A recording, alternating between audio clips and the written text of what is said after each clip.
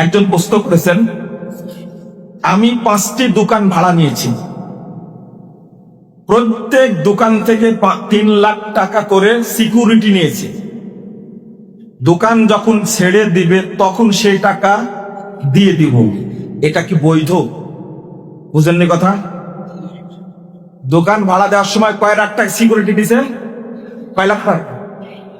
3 লাখ টাকা করে সিকিউরিটি নিয়েছে।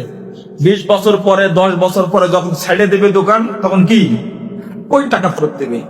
এই 3 লাখ টাকা কি করলেন? 5 বছর কি করলেন? 10 বছর কি করলেন? আপনার কাছে জমা আছে তো? কি করেছেন টাকা দিয়ে? হারাম। থামেন আগে, এটা কি হারাম? এই সিকিউরিটি হারাম। বুঝেননি মনে হয়, তাই না? হ্যাঁ, সিকিউরিটি তখন জায়েজ যদি মাসে মাসে কেটে নেন, তখন কি হবে? জায়েজ হবে। 20 বছর 5টা দোকানের কথা বলেছে। কয়টা? 5টা। 3 5 15 লাখ টাকা নিচ্ছে 10 বছর আগে।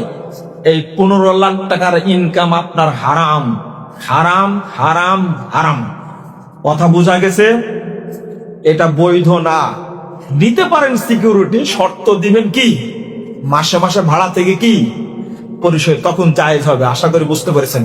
কারণ বিক্রয়ের সময় আপনি আবার বাকি রেখে লাভ খাবেন, এটা হাদিসে নিষেধ আসছে। আল্লাহ যেন বোঝার তৌফিক দান করেন।